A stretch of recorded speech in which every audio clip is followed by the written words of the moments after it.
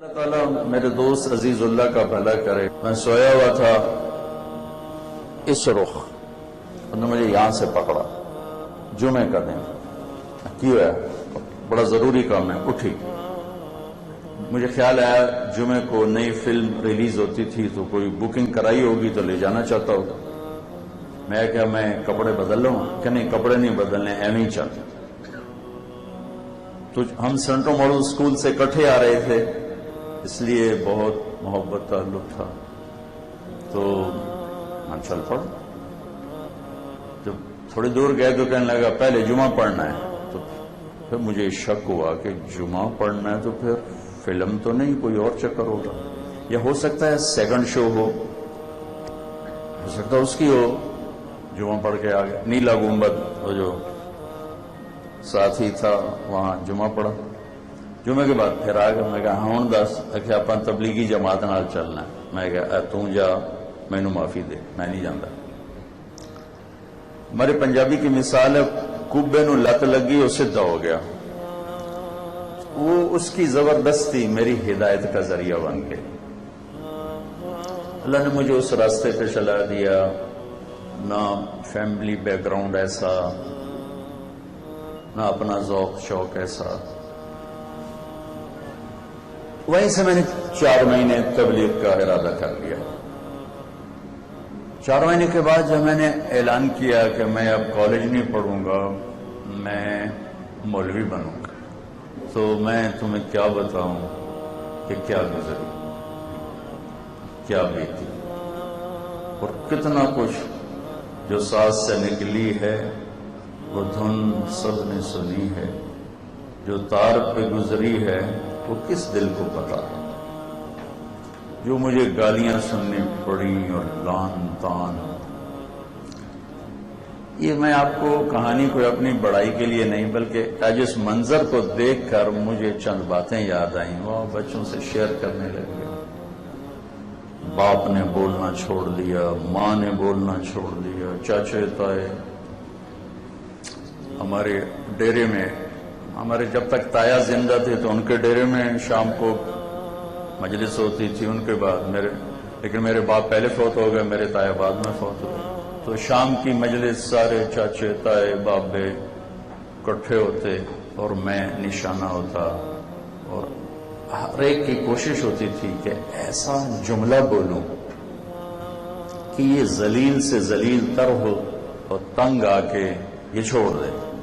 یہ 6-7 مہینے کی کڑوی گولیاں تھی جو میں نکلتا رہا.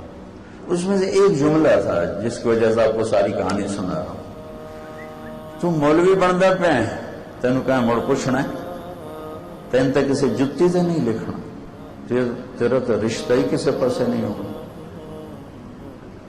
تو پھر اچھا, ہمارے دیہات کا کلچر تھا پنجاب کے, لوکل دیہات, مہاجر نہیں لوکل, کہ شام مغرب کے بعد امام مسجد ویسے چنگیر اٹھاتا تھا, اتنی بڑی ہوتی تھی, اور پھر وہ پورے گاؤں کا چکر لگاتا. ہر گھر سے روٹی دال سبزی اچار جو اکٹھا کرتے کرتے کرتے کرتے کرتے اپنے گھر آتا. پھر وہ اس کے بچوں کا کھانا ہوتا تھا, تنخواہ ہوتی نہیں تھی. تو پھر مجھے میرے چاچے بابے کہتے, ہمارے امام صاحب رحمت اللہ علیہ, ان کا نام تھا محمد بخش, تو وہ مجھے کہتے تو محمد بخش موٹھا بنو ہے. موٹھا ان کی قوم تھی. تو ہوں محمد بخش موٹھا بنو ہے کہ گلیاں پھر سے تو روٹی پہن پہنتے کھاسیں. تینوں کہیں جتی تو ہی نہیں دیکھنا تو کر کی چھڑے. یہ جملے مجھے اس لیے یاد آئے کہ آپ نے مجھے بلایا. اگر میں ڈاکٹر ہوتا مجھے آپ بلاتے, شیخ صاحب کو پوچھو کدھر بیٹھے, کیوں میں سدے تو کون بولا. کوئی پروفیسر ہوتا, کوئی تاجر ہوتا, کوئی بڑا کاروباری ہوتا, مجھے یہ عزت ملی ہے تو اس اللہ کے دین کی نسبت سے ملی ہے. کہ میں نے کہا جی اب جو ہو جائے. چونکہ 70s میں ڈاکٹر ایک اچھا امیج تھا, اور ڈاکٹر ہوتا تھا, تاجر نہیں ہوتا تھا. میں درد سے کہتا ہوں میرے دیش کے 99 ڈاکٹر تاجر ہیں، کوئی ایک ڈاکٹر ہے، باقی تو مریض کو کسٹمر کی نظر سے دیکھتے ہیں۔ وکیل کے پاس مظلوم آتا ہے، وہ کہتا ہے گاہک آ گیا، میرا دیس زوال کی پستی میں ہے، کس کس کا دکھڑا روں، تنہا داغ داغ شد پمبا کجا نہ ہم، کہاں کہاں پھمبے رکھوں، کہاں کہاں مرہم لگاؤں۔ تو میں شیخ صاحب کا آپ سب بچوں کا شکر گزار ہوں، میں نے اس کو برداشت کیا۔ مجھے بھی پتا تھا کہ میں مولوی بن رہا ہوں تو مجھے کوئی سلام بھی نہیں کرے گا، کیونکہ اتنا اس وقت اس کا تاثر عجیب تھا۔ پھر 23 نومبر 1972 ہفتے کا دن تھا، صبح کے 8 بجے ہوں گے یا 9، تو میں ناشتہ کر رہا تھا برآمدے میں۔ میرے والد رحمت اللہ علیہ وہ گھر میں داخل ہوئے، انہیں سفید اور پگڑی کھول کے نا یہاں کندھے پہ رکھی ہوئی تھی لیفٹ، مجھے دیکھنے کا پارا چڑھا ایک دم، کہنے گے یہ تو مولوی بننا ہے، تو میرے گاڑی سے نکل گیا۔ میں ایسے بغیر زاد راہ کے اندیکھی راہوں پر چل پڑا، گھر کے سارے آرام راحتیں سب کچھ چھوڑ دی۔ مجھے نہیں خبر تھی کہ میرا اللہ میرے بارے میں کیا فیصلے کر چکا۔ چند ایک باتیں آپ سے کرنا چاہتا ہوں۔ جب انسان بگڑ جاتا ہے تو ساری چیزیں بکھر جاتی ہیں، بگڑ جاتی ہیں۔ جب انسان بنتا ہے تو ہر چیز بن جاتی ہے۔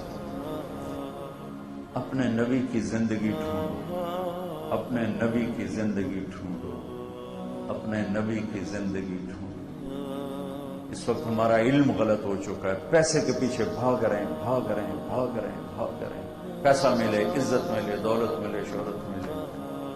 آپ سب سے گزارش کرتا ہوں، اپنے زندگی کی منزل اپنے پڑھو، اچھی ڈگریاں حاصل کرو، لیکن اپنے نبی کو سامنے رکھ کے چلو۔ ایک خوبصورت زندگی لے گیا ابا سفیان، جئتکم بکرامت الدنیا والآخرہ۔ ابو سفیان ایک خوبصورت زندگی لایا ہوں، دنیا اور آخرت بنانے کے لیے تمہارے میں آیا ہوں۔ انسان کا بننا یہ ہے کہ اپنے اللہ کو پہچانے اور اس کے بعد اپنے نبی کو پہچانے، لا الہ الا اللہ محمد رسول۔ انسان کا بننا یہ ہے کہ اس کی زبان پہ سچ ہو، جھوٹ نہ ہو۔ انسان کا بننا یہ ہے کہ وہ دیانتدار ہو، دھوکے باز نہ ہو۔ انسان کا بننا یہ ہے کہ وہ انصاف والا ہو، ظالم نہ ہو، ظالم نہ ہو، انصاف والا ہو، سچائی والا ہو، دیانتداری والا ہو۔ میرے نبی سے پوچھا گیا، یا رسول اللہ مسلمان جھوٹ بول سکتا ہے؟ آپ نے کہا نہیں، جھوٹ نہیں بول سکتا ہے۔ یا رسول اللہ مسلمان بزدل ہو سکتا ہے؟ آپ نے کہا ہو سکتا ہے۔ یا رسول اللہ مسلمان بخیل ہو سکتا ہے؟ آپ نے کہا ہو سکتا ہے۔